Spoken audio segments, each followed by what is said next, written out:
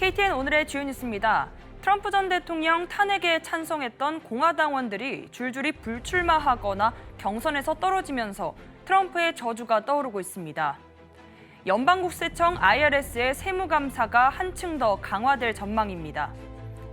소비자 물가지수 상승률이 떨어지면서 인플레이션 완화가 예상되고 있습니다. 애틀랜타 조지아 한인상공회의소가 한국에서 열리는 제20차 세계 한상대회 참가자를 모집하고 있습니다. 이상 오늘의 주요 소식 잠시 후 전해드립니다. 도널드 트럼프 전 대통령의 탄핵에 찬성했던 공화당 하원 의원들이 줄줄이 불출마를 선언하거나 경선에서 탈락하고 있습니다. 트럼프 전 대통령의 지지를 받은 후보들이 경선에서 승리하자 곧 트럼프의 승리로 평가가 되고 있습니다. 도널드 트럼프 전 대통령의 탄핵에 찬성표를 던진 공화당 하원 의원들이 순환을 겪고 있습니다. 오는 11월 중간선거를 앞두고 불출마를 선언하거나 당내 경선에서 연이어 탈락하고 있습니다. 작년 1월 민주당 주도의 하원이 16 의회 난입 사건에 대해 선동 책임을 물어 트럼프 당시 대통령의 탄핵 소추안을 가결할 때 찬성 표결을 한 공화당 의원은 197명 중 10명입니다. 이 탄핵은 여당과 야당이 같은 수를 차지하고 있는 상원에서 부결된 바 있습니다. 11일까지 이들 10명 중 4명이 불출마를 선언하고 3명이 당내 경선에서 패배하면서 7명은 올해 중간선거에서 출마하지 않습니다. 워싱턴의 제이미 에레라 보이틀러 의원은 지난 9일 치러진 경선에서 트럼프 전 대통령이 지지한 후보에게 패배했으며 미시간의 피터 마이어, 사우스캐롤라이나의 톰 라이스 의원도 트럼프 전 대통령 지지를 선언받은 후보에게 졌습니다. 아직 경선을 치르지 않는 유일한 의원은 트럼프의 정적인 와이오밍의 리즈 체니 의원입니다. 체니 의원은 16 의회 난입 사건을 조사하는 하원 특별조사위원회에 참석한 2명의 공화당원 중 1명이며 특위 부위원장까지 맡고 있습니다. 반트럼프 성향을 보이는 체니 의원의 경선은 오는 16일 실시됩니다. 연방국세청 IRS의 세무감사가 한층 더 강화될 전망입니다. 최근 연방 상원을 통과한 인플레이션 감축 법안에 800억 달러 규모의 국세청 예산이 포함됐습니다. 이 자금으로 IRS는 수사관 8만 7천여 명의 인력을 확보할 계획입니다. 스티브온 기자입니다. 민주당과 바이든 행정부는 인플레이션 감축 법안의 800억 달러 가운데 절반이 넘는 456억 달러를 세무감사 전용 예산에 배정했습니다. 이를 바탕으로 연방국세청 IRS가 고소득 부유층의 탈세와 조세 회피에 대한 세무 단속을 대폭 강화합니다. 특별히 연소득 40만 달러 이상의 고소득층 납세자들이 집중적으로 세무감사의 대상이 될 가능성이 크다는 전망이 나오고 있습니다. IRS는 그동안 인력 부족과 시스템 노후화 등의 이유로 고소득자에 대한 세금 탈루를 제대로 적발하지 못한다는 지적을 받아왔습니다. 2021년 국세청 감사관 보고서에 따르면 IRS 감사는 2015년부터 2019년 사이 44% 감소했습니다. 또한 지난 2010년부터 2019년 사이에 연소득 50만 달러 이상의 고소득자에 대한 세무 감사 건수는 5만 3천 건에서 1만 4천 건으로 크게 감소했습니다.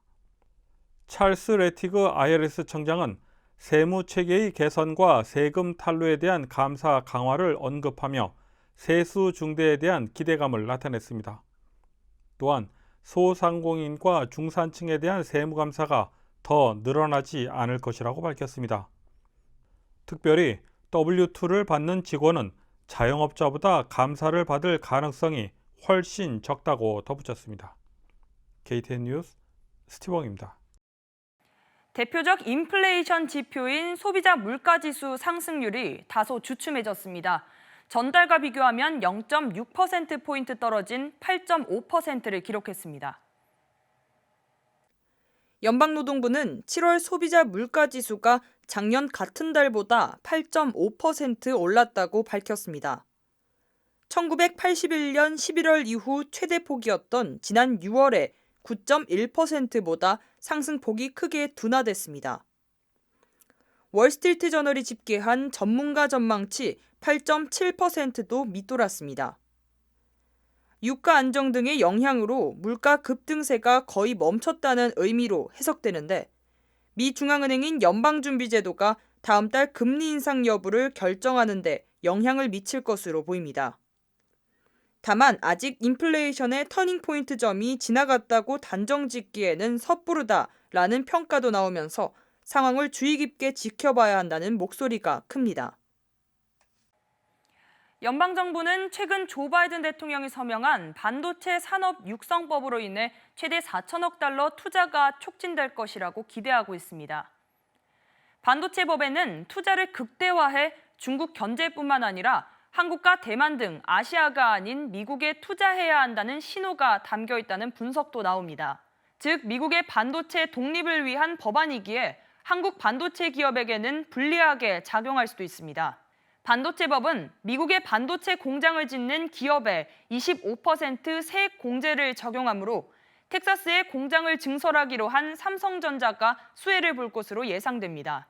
하지만 중국의 첨단 반도체 공장을 건설하지 못하게 하는 가드레일 조항도 담겨 있어 삼성전자와 SK 하이닉스의 중국 투자 전략은 복잡해진 상황입니다. 한국 방문을 앞둔 안토니우 구테우스 유엔 사무총장이 중부지방을 강타한 집중호우 피해자들에게 위로를 전했습니다. 현재 몽골 울란바토르를 방문 중인 구테우스 사무총장은 성명을 내고 한국인들과 한국 정부의 깊은 연대감을 표명한다면서 사망자와 유가족들에게 조의를 표했습니다. 한편 일본 외무성은 기시다 후미오 총리가 일본 정부와 국민을 대표해 희생자와 유가족들에게 진심으로 애도를 표하고 피해 지역에 조속한 복구를 기원한다고 밝혔습니다. 제20차 세계 한상대회가 오는 11월 한국 울산광역시에서 열립니다. 이와 관련해 애틀랜타 조지아 한인상공회의소는 11일 기자회견을 열고 참가자를 모집한다고 밝혔습니다. 스티브온 기자입니다. 애틀랜타 조지아 한인상공회의소 썸박 회장은 오는 11월 열리는 세계 한상대회 일정에 대해 소개했습니다. 제20차 세계 한상대회가 11월 1일에서 3일까지 울산 컨벤션 센터에서 개최됩니다. 여러분을 초대합니다. 이번 한상대회 슬로건은 위대한 한상 20년, 세계를 담다. 이주배 자문위원장은 이번 한상대회에 많이 참여해 줄 것을 당부했습니다.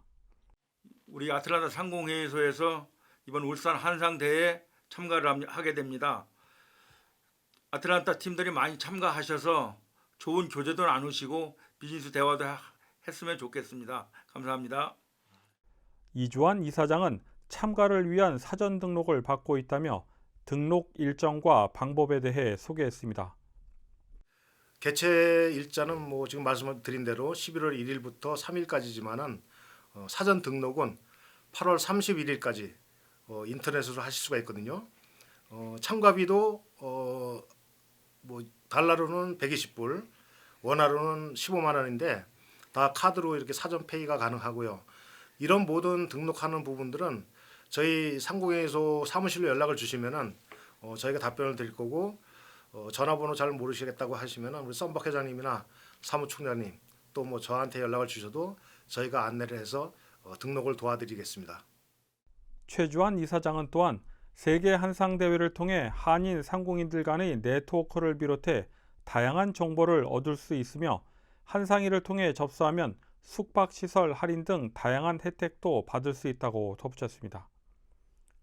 이창향 사무총장은 대회 일정 기간 많은 강연과 세미나, 그리고 한상 청년 토크 콘서트와 스타트업 피칭 대회 등 다양한 프로그램이 진행된다고 전했습니다. 유망한 창업 아이템을 보유한 국내 중소기업 등과 해서 스타트업 청년 기업가를 대상으로 이런 프로그램이 준비되고 있습니다. 한편 세계 한인 상공인 대회는 전 세계 재외동포 경제인들의 결속을 다지기 위한 행사로 한민족의 경제 역량을 강화하기 위해 해마다 열리고 있으며 특별히 내년에는 행사 장소를 미국으로 옮겨 LA 오렌지 카운티에서 열릴 예정입니다. KTN 뉴스 스티븐입니다.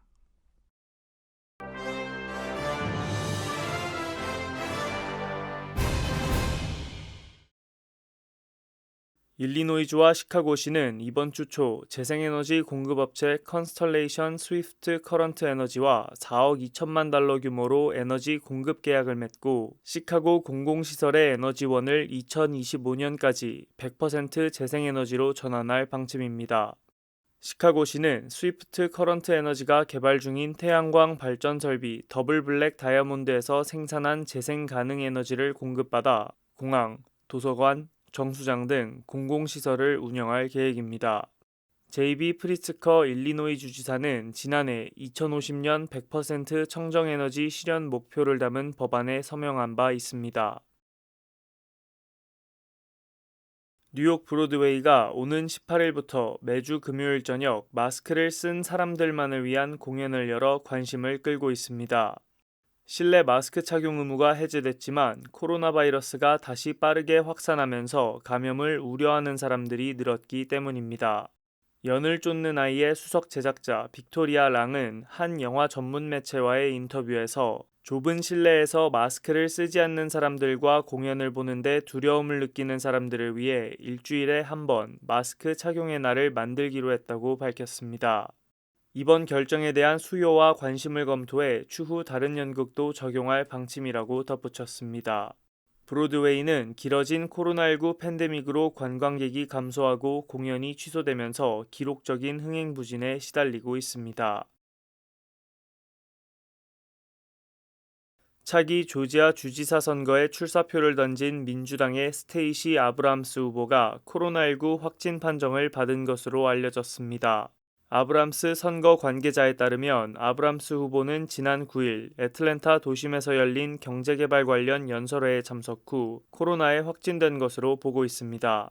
아브람스 후보는 과거 2번의 백신 접종과 1차 부스터샷까지 접종했으며 현재 경미한 코로나 감염 증상만 보이고 있는 것으로 전해졌습니다. 이상으로 KTN 뉴스를 모두 마칩니다. 시청해주신 여러분 고맙습니다.